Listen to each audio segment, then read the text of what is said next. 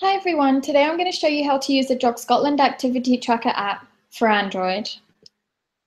In this presentation, I'll show you how to log into the app, how to set up a new session on your phone, how to scan barcodes, and how to upload a completed session to the server. Before I start explaining how to use the app, I'll explain some useful terms I use throughout the video. The server is the central computer where all your sessions will be saved long-term. After your session, using Wi-Fi if you prefer, you will upload your session from your phone to the server. You must do this by noon the day after the session took place. A local session is one which has so far only been saved to your phone and has not yet been uploaded to the server. Only sessions which have been uploaded to the server will be stored long-term. Beneath every barcode is a unique number with the format A123456, which we refer to in the presentation as the ANN number. Now I'll show you how to log into the app. Once you've opened the app, you will be presented with this screen here. Enter your ANN number and password as shown like this. Once you've filled in your ANN number and password, tap Authenticate. This will bring you to the My Sessions home screen. From this page, you can create new sessions. Now I'll show you how to locally create a session ahead of time. To locally create a session ahead of time, for example, the day or week before, you are able to do so by tapping the New button on the top right. Once you've done that, your page will look like this. Click on the Date field to choose a date for your session. It will bring up a calendar like this, which you can then click on the date you wish to select information for your session from. To get rid of the keyboard which comes up when you click on the Date field, simply click the phone's back button, which will make it easier to see all of the calendar like this.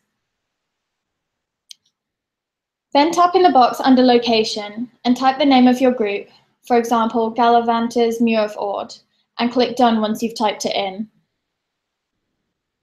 Choose a rough distance and duration by tapping on the box, which will bring up a selection of distances to choose from. We give the selection of approximate distances as we don't track the exact distance for each individual runner, just an approximate distance for the session as a whole. If there are runners of different abilities running different distances, the leader can either pick an approximate average distance for the whole group or choose to log more than one session. For example, a 4-kilometer session and an 8-kilometer session, and scan the relevant joggers to each. This will come up once you click on the approximate distance. Select the appropriate distance for your session. You have the option to select the distance in kilometers or miles. If you want to log your distance in miles, simply scroll down to the lower part of the list. Once you've selected a distance, either in miles or kilometers, press the phone's back button. Once clicking on the approximate duration box, you will be presented with a box similar to the one for distance. Select the appropriate duration for your session and then press the phone's back button. After entering the distance and duration, select the back button at the top right to locally save the session and return it to the default screen. This shows that the session has been saved locally, as it has an orange circle next to it. Now I'll show you how to locally create a session on the day and immediately start scanning. To locally create a session on the day and immediately start scanning, follow the instructions from the previous section, but stay on the session view page instead of going back. Tap the Record Participation button to start scanning everyone's barcodes.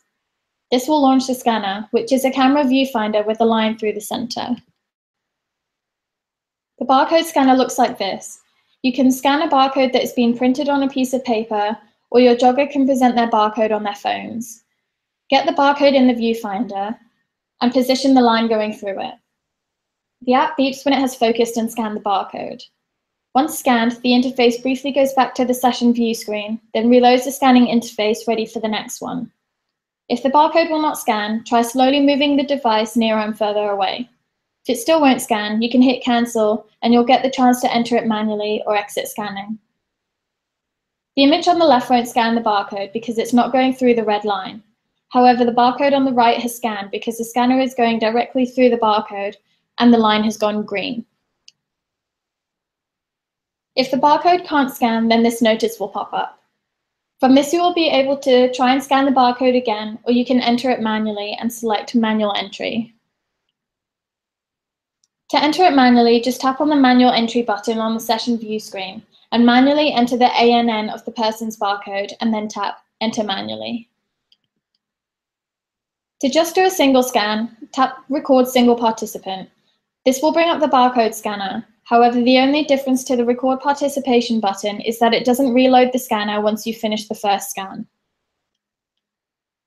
Clicking on the Record Single Participant button brings up the scanner again like this.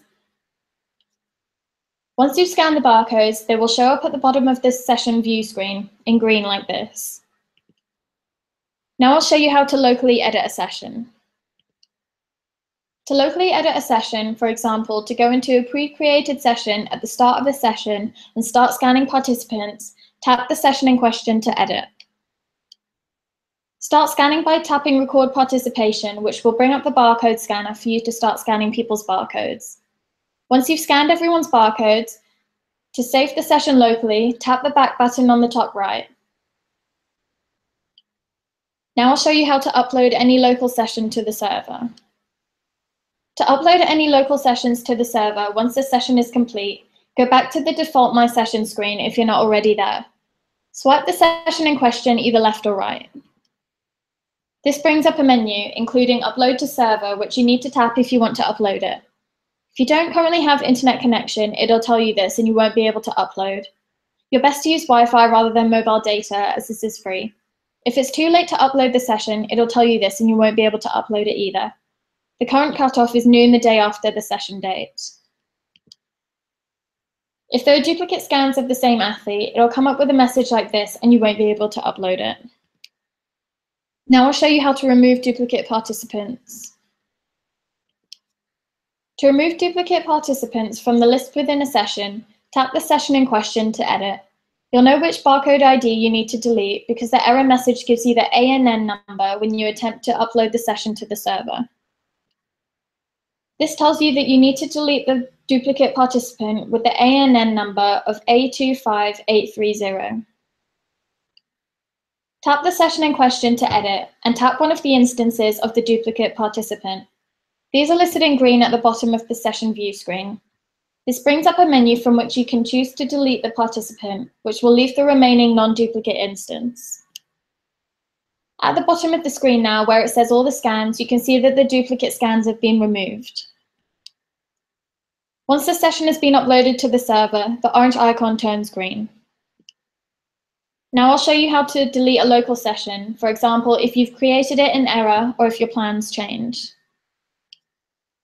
To delete a local session, which is one that has not been saved remotely to the server yet, you need to swipe the session in question either left or right.